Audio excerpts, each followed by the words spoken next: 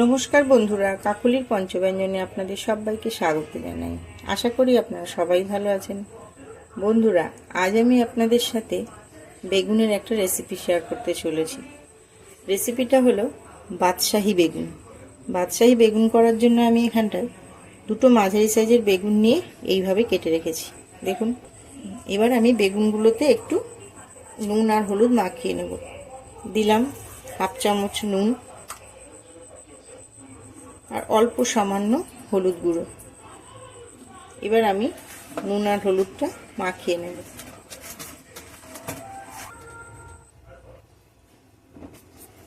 বেগুনগুলো আমার নুন হলুদ মাখানো হয়ে গেছে। এবার আমি গ্যাসটা অন করে কড়াইটা বসিয়ে দিয়েছি।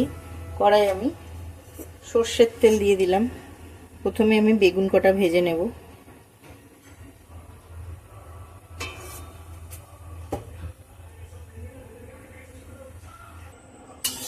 তেলটা গরম হয়ে গেছে, এবার আমি বেগুনগুলো ভেজে নেব।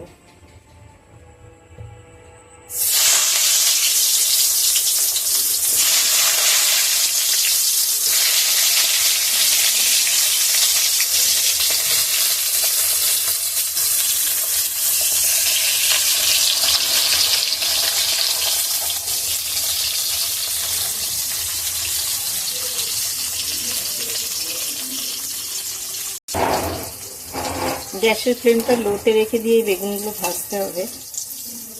বেগুনগুলো খুব বেশি লাল করে ভাজবো না। এই দিকটা ভাজা হয়ে গেছে, এবার আমি উল্টে দেব।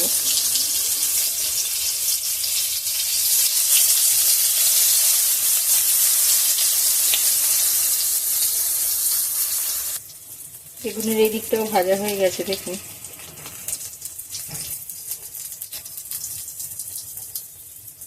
বেগুনগুলো আমার ভাজা হয়ে গেছে, তুলে নেব।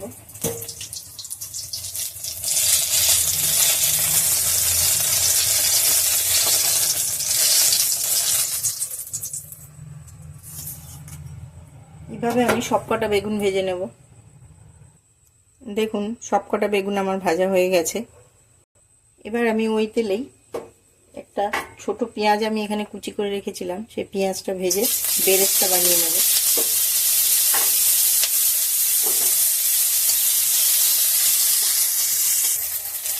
সামান্য একটু চিনি দিয়ে দিলাম।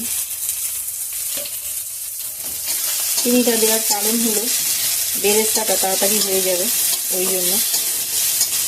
দেখুন, বেরেস্তাটা আমার হয়ে গেছে। এবার আমি বেরেস্তাটা নামিয়ে নেব।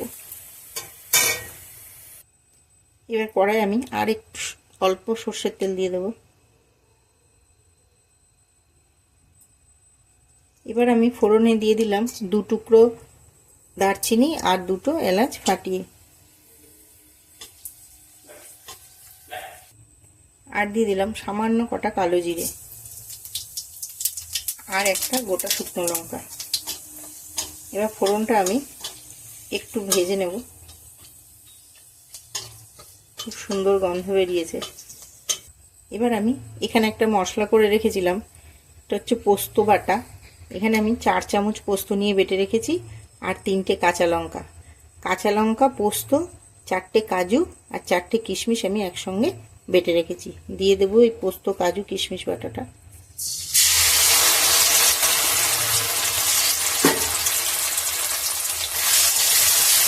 দিয়ে ভালো করে একটু কষবো। পোস্তটা আমার কষা হয়ে গেছে। এবার আমি দিয়ে দিলাম হাফ চামচ নুন। এখানে নুনটা আমি কম ব্যবহার করলাম, কেন কি বেগুন ভাজার সময় বেগুনে আমি নুন দিয়েছিলাম হাফ চামচের মতো। এবার দিয়ে দেবো 1 বাটি টক দই। এই ছোটো বাটির 1 বাটি টক দই আমি ফেটিয়ে রেখেছিলাম, দিয়ে দিলাম ফেটানো টক দইটা।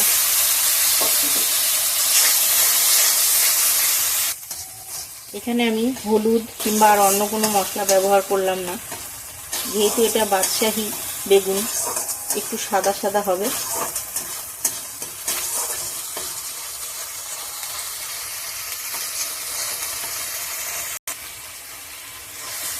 দইটা দিয়েও আমার কষা হয়ে গেছে। এবার আমি দিয়ে দেবো 1 চামচ চিনি। নুন, মিষ্টি, ঝাল আমি সবসময় বলি সবাই সবার প্রয়োজন মতো দেবেন, স্বাদ অনুসারেই ব্যবহার করবেন। সবাই তো বেশি ঝাল খায় না, কেউ কম ঝাল খায়, কেউ বেশি ঝাল খায়। আমি একটু বেশি ঝাল পছন্দ করি। আর বন্ধুরা, এখানে আমি শুকনো লঙ্কার গুঁড়ো ব্যবহার করলাম না, আমি কাঁচা লঙ্কা দিয়েই পুরো তরকারিটা করব। বেগুন তো আমরা অনেক রকমভাবেই রান্না করে খাই। একবার এই রেসিপিটা বাড়িতে ট্রাই করবেন। ট্রাই করে আমাকে কমেন্ট বক্সে জানাতে ভুলবেন না কেমন লাগলো। এবার আমি সামান্য পরিমাণে জল দিয়ে দেব।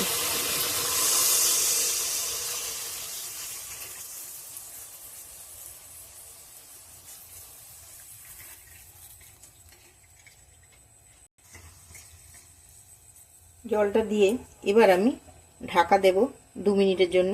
গ্রেভিটা একটু ভালো করে ফুটবে। হয়ে গেছে, এবার আমি ঢাকনাটা খুলছি।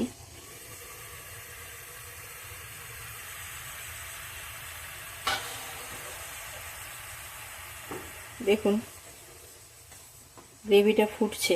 এবার আমি বেগুনগুলো এর মধ্যে তুলে দেব।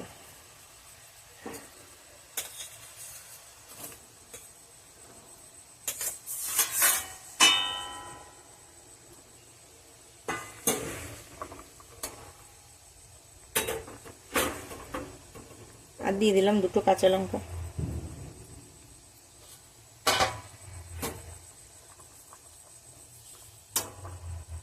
দিয়ে আমি আর 1 মিনিটের জন্য ঢাকা দেব।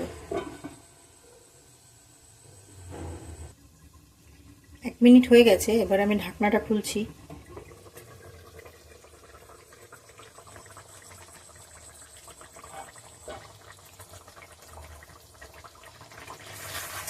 দেখুন বন্ধুরা, গ্রেভিটা আমার বেশ ঘন হয়ে গেছে। এবার আমি 1/2 চামচের একটু কম গরম মশলা ছড়িয়ে দিলাম। আর দিয়ে দিলাম 1 চামচ ঘি।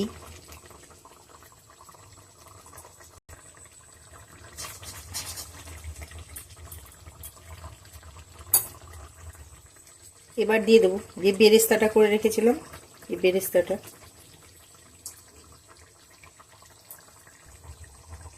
তৈরি হয়ে গেল আমার বাদশাহী বেগুন। এবার আমি গ্যাসের ফ্লেমটা অফ করে দিয়ে একটু ঢাকা দিয়ে দেবো, দিয়ে তারপরে নামিয়ে নেব।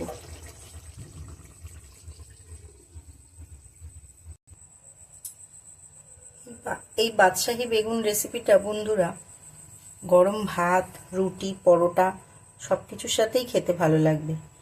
আপনারা প্লিজ বাড়িতে এইভাবে একবার ট্রাই করবেন, করে আমার কমেন্ট বক্সে জানাতে ভুলবেন না। আর আমার এই বাদশাহী বেগুনের রেসিপির ভিডিওটা যদি আপনাদের ভালো লেগে থাকে তো প্লিজ আমার চ্যানেলটা সাবস্ক্রাইব করবেন, লাইক, কমেন্ট, শেয়ার করতে ভুলবেন না।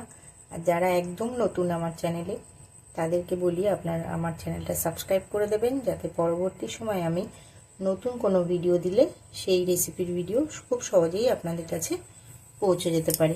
অনেক অনেক ধন্যবাদ।